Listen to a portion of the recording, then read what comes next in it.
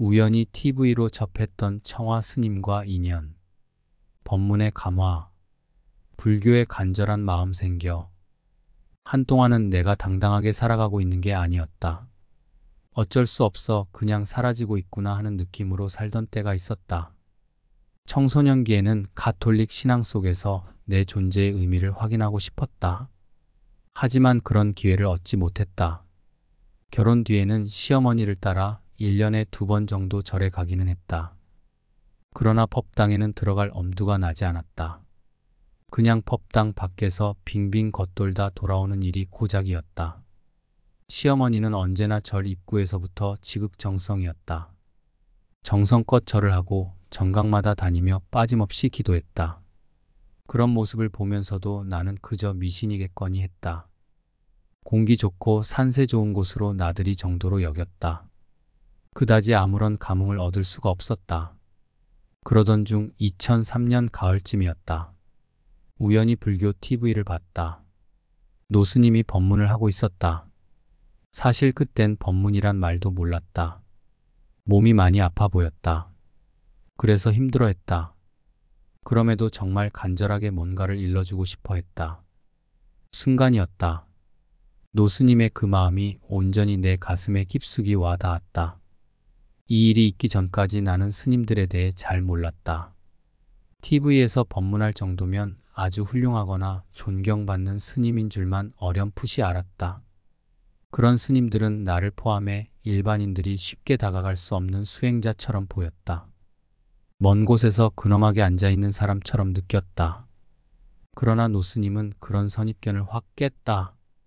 적어도 내게는 자상하고 따뜻한 마음이 내게 다가왔다. 아쉽게도 법문은 금방 끝났다.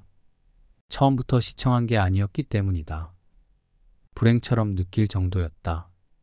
다시 노스님 법문을 간절히 듣고 싶었다. 얼마나 안타까웠던지 혹시나 하는 마음으로 불교 관련 미디어에 눈을 떼지 않고 귀를 기울였다. 선업이 부족했던 걸까? 11월 어느 날 방송에서 노스님 소식을 들을 수 있었다. 열반에 들었다는 뉴스였다. 노스님은 청화 스님이라고 했다. 멍했다. 뒤통수를 한 대 얻어맞은 기분이었다. 어떻게 해서든지 스님을 놓치고 싶지 않았다. 절박함이 밀려왔다. 돌아서서 가는 청화 스님 모습이 눈앞에 스쳐갔다. 순간 두루마기 자락을 꽉 붙잡았다. 온 마음을 다해 애원했다. 스님, 어떻게 해서든지 스님 따라가고 싶으니 제발 뿌리치지만 말아주세요. 하지만 내가 어떻게 해야 할지 몰랐다. 할 수 있는 것도 없었다. 다비식에 참석할 수도 없었다. 다만 세연을 접은 이에게 49제를 지낸다고 들었던 기억으로 그냥 혼자서 하루에 108번 염불했다. 나무아미타불 관세음보살, 나무아미타불 관세음보살, 나무아미타불 관세음보살. 그렇게 49일 동안 청화 스님 생각을 했다. 청화 스님의 극락왕생을 빌었다. 그러면서 청화 스님 제가 불자들 인터넷 도량 포털 사이트 다음에 금강인문에서 성불까지를 알았다. 앞뒤 재지 않고 가입했다. 목마른 자가 우물을 판다. 물고기가 물을 만난 듯 비로소 불교 공부를 본격적으로 시작했다.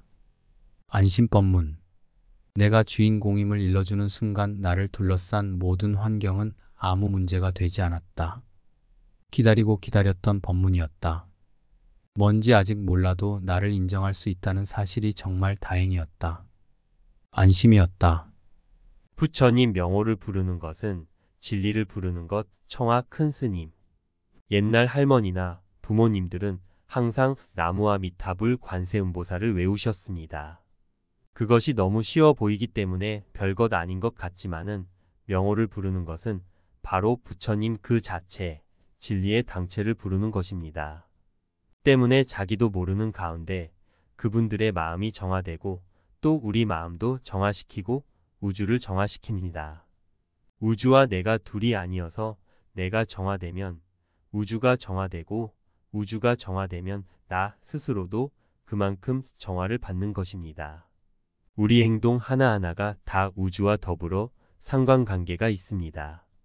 자기한테 붙은 나쁜 습관을 떼고 부처님한테로 가는 제일 쉬운 방법은 부처님 명호를 외우는 것인데 그 나쁜 버릇이 깊기 때문에 우리 공부도 거기에 상응해서 지속적으로 해야 합니다.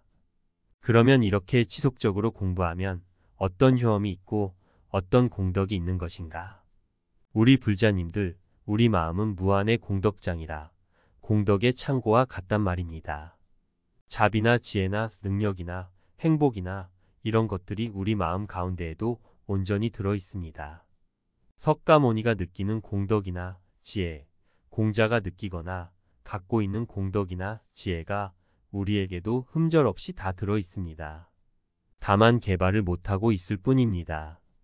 실상연불, 관세음보살이나 나무아미타불을 외우더라도 덮어놓고 부처님은 저 밖에 계시다가도 우리가 연불하면 우리한테 오시어 도와주시겠지 하는 것은 타력연불입니다.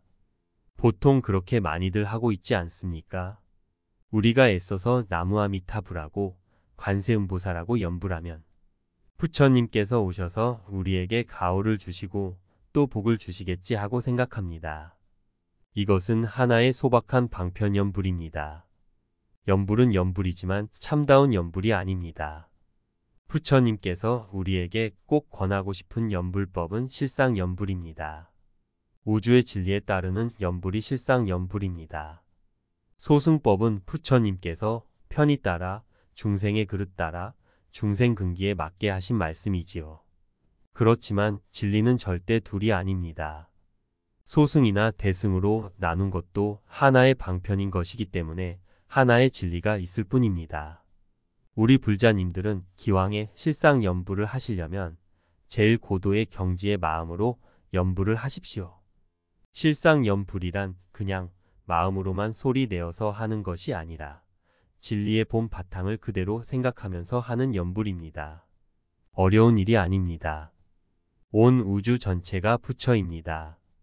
이 사람을 보나 저 사람을 보나 이것을 보나 저것을 보나 길 가다 독사를 보나 무얼 보든지 그 모든 것들이 본래가 부처입니다. 모든 것들을 부처로 보는 것이 실상으로 보는 것입니다. 불자님들, 우리의 본래 성품은 정말 중요합니다. 그러므로 연불하시려면 그렇게 바르게 실상연불을 하십시오. 실상연불을 하셔야 비로소 참다운 공이 있단 말입니다. 실상연불의 공은 어디에다 비길 수가 없습니다. 그것은 어떤 것을 보나, 좋은 사람을 보나, 나쁜 사람을 보나, 복이 있는 사람을 보나, 인상이 나쁜 사람을 보나, 어떤 것이나 모두 부처님으로 생각을 하시면 그땐 서로 상통이 된단 말입니다.